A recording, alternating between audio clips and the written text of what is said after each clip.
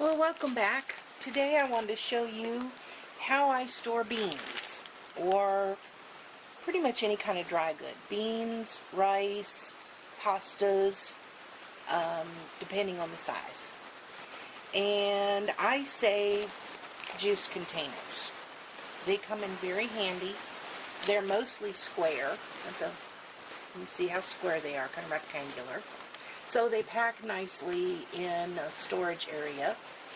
And when I see something on sale, I tend to buy a good amount of it if I can afford it. And then especially if it's dry goods that I can store up. You actually save money doing that because prices are always going to go up. They rarely go down. So, what I have today are Great Northern beans.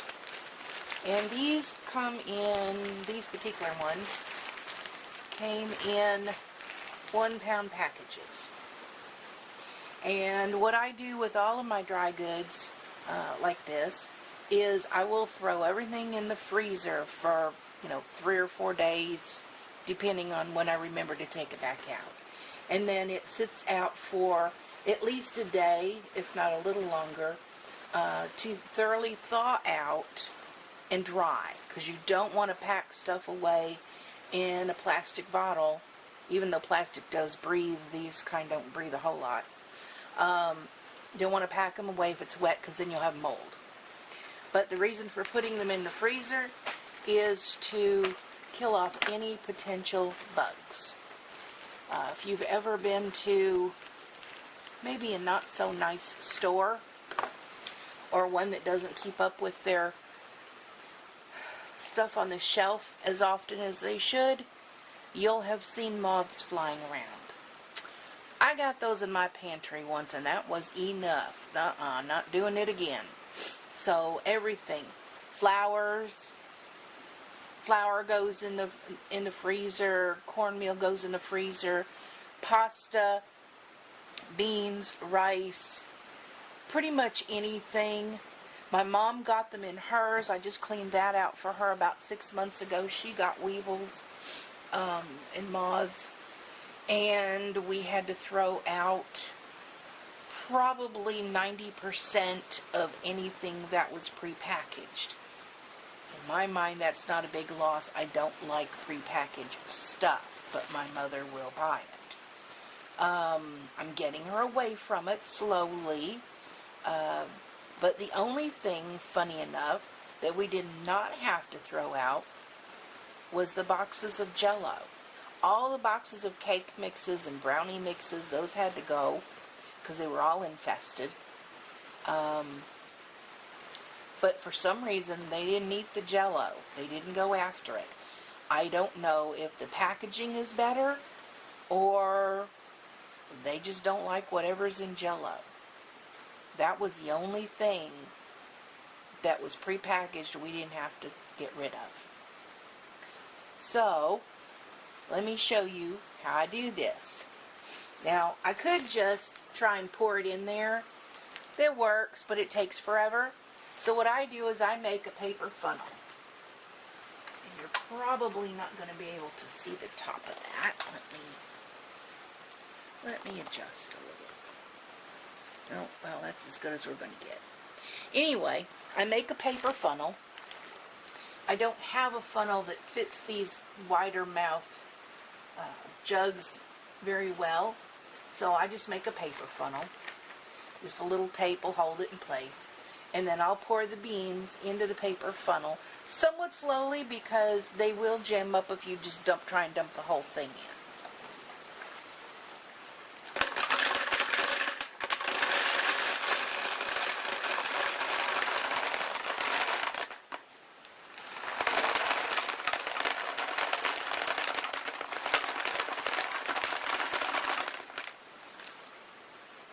Now, you'll see that these containers will hold a lot more than a 1 pound bag. So I have 4 of them, so I have 4 pounds here. Let's see how much it'll hold. The other thing that I do is once I pour some in, I'll take bang it on the table or on the floor. Once I bang it on the table or the floor, that settles it down in. So let's go with the second bag.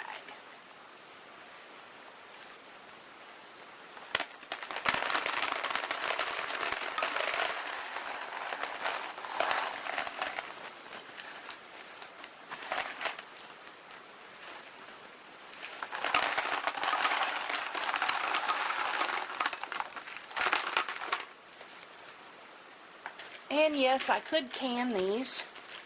However, I come from a southern family. My dad's from Tennessee, my mother's from Virginia. We like to cook these beans the southern way, with some salt pork or some ham and some onions. And while I can cook beans that way and then can them, I have done that. For the amount that I might want to store, I would actually rather store the dry beans, because they'll keep pretty much forever.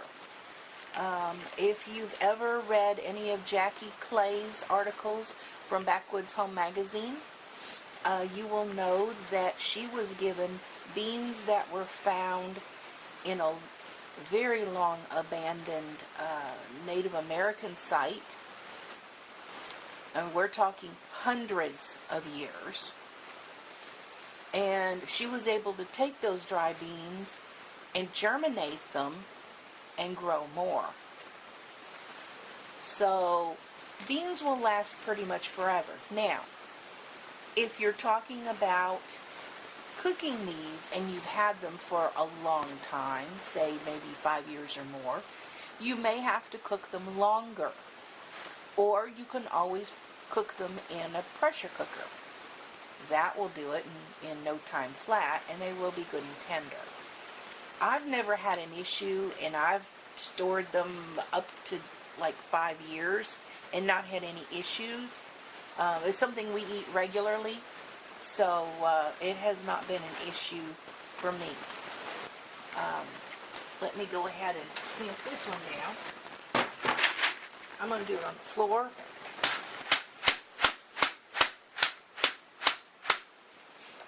It bounces this little table too much. I don't think this this jug is going to hold all 4 bags. But let's see how much it will hold.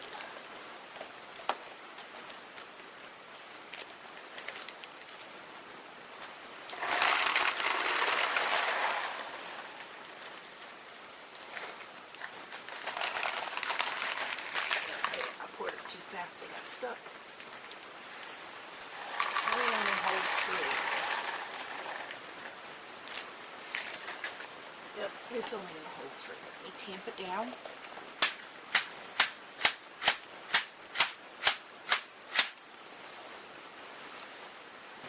And you can see it was full.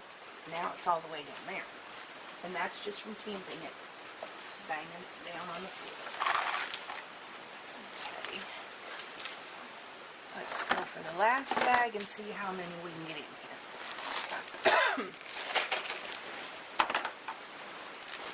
Now, whenever I buy beans, I tend to buy a variety. I generally will buy like one kind at a time, but every time I buy beans, I'll buy something a little different. So I've got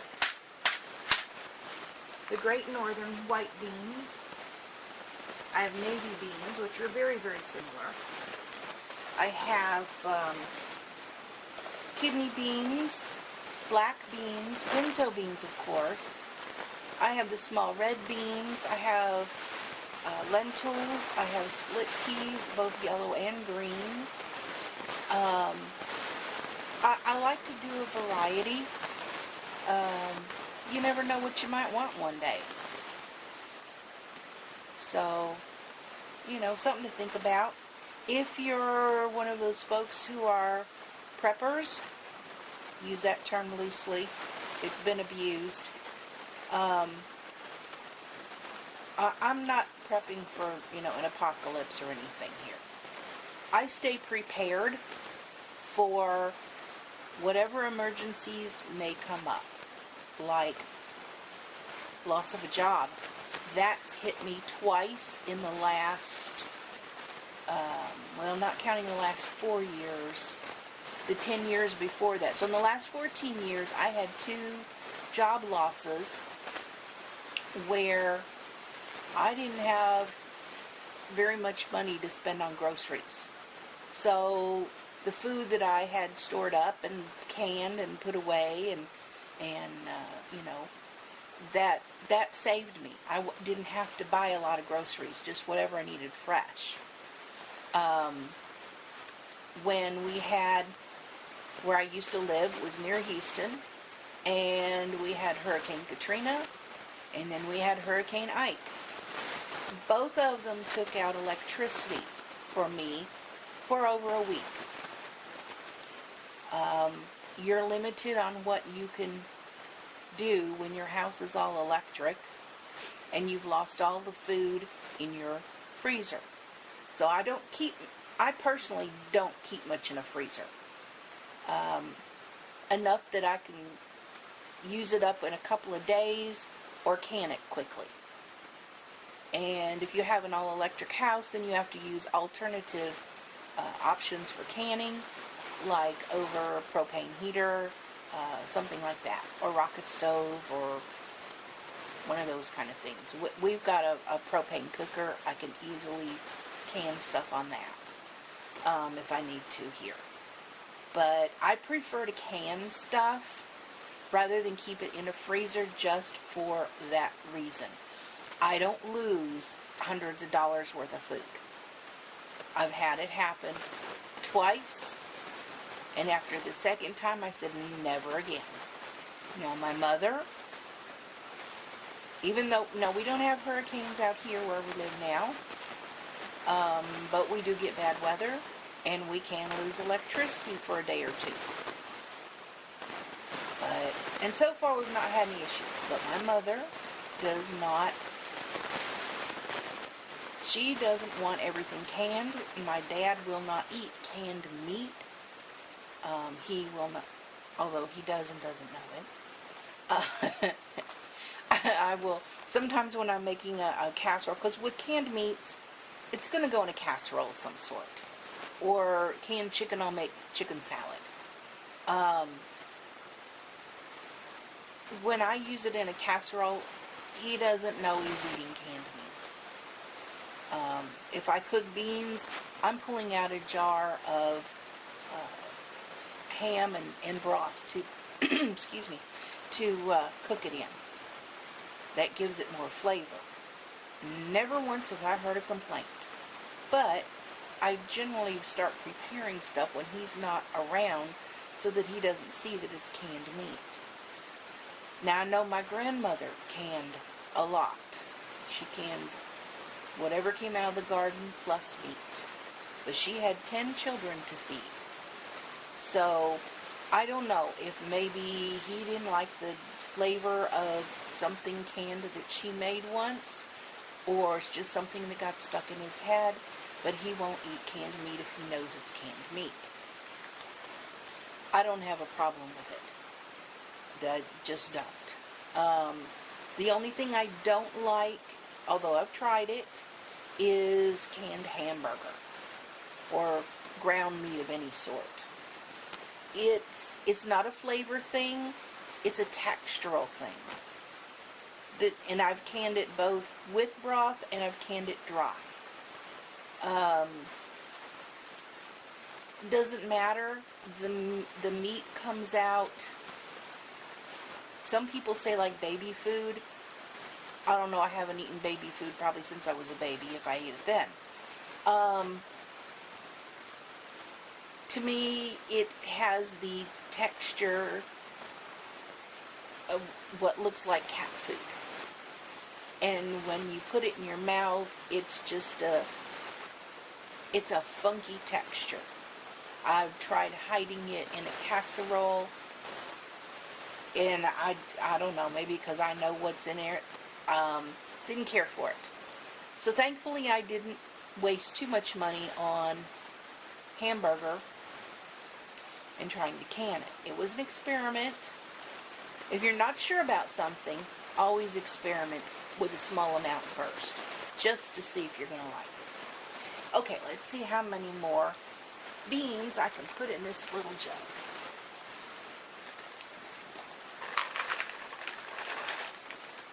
Probably not very many.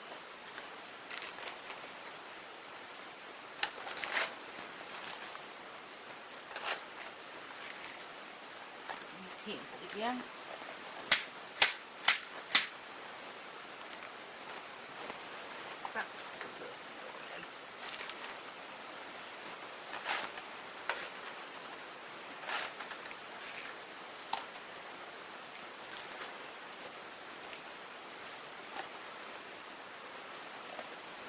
It's amazing how much you can get in one of these when you tamp it down. Oops. Just sweep that one up. Funny enough, my cat won't eat beans. She loves peanuts. If I drop a peanut on the floor, oh man, she's after it. She loves them. In fact, she'll come over and stand and whine at me if I have peanuts open, wanting to know where hers is. Strange. But she won't eat the beans.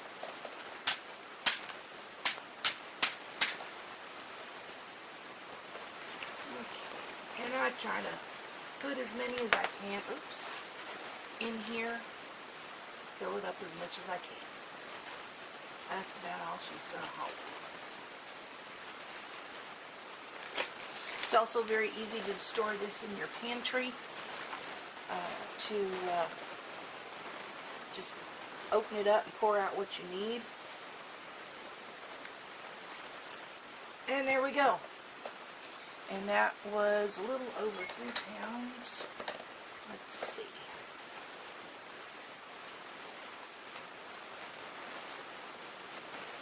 Three and a half pounds. So, what I do next is I'll take a marker, right on here. 3.5 pounds. And then on the top, I'll write what they are, because sometimes you can't tell. And there's a slight difference in beans. And then I'll put the month and the year, because I'll use the oldest stuff first always. First in, first out. So there's my beans. Now you're probably wondering, what am I going to do with the rest of those? Well, I have 2 options. I can start another jug, which I have done, and I may have a partial one in the closet over there. It's where I keep extra stuff. And I'll either add it to that, or I also have a jug which is a mixture. So I'll just, if I have little bits of this, that, and the other left, it all goes up for beans. They'll go in there, and it'll become like a, 9-bean soup kind of thing. So that's what I do with that. And so I'll go check that out later and when I'm done with this video. In the meantime, I twist it and put a clothespin on it. Clothespins are wonderful. I use them for everything.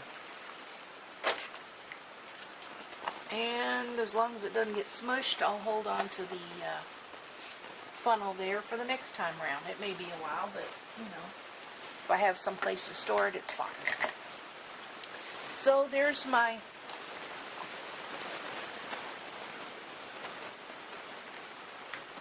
video for today. Just a few tips on storing some beans or dry goods of any sort. Just some thoughts on some dry goods storage. How I do some things. Not saying it's the only way to do it. The way I do it is not wrong, but it's not the only right way. So if your way is different, leave me a comment and tell me how you do it. I'm always willing to learn something new.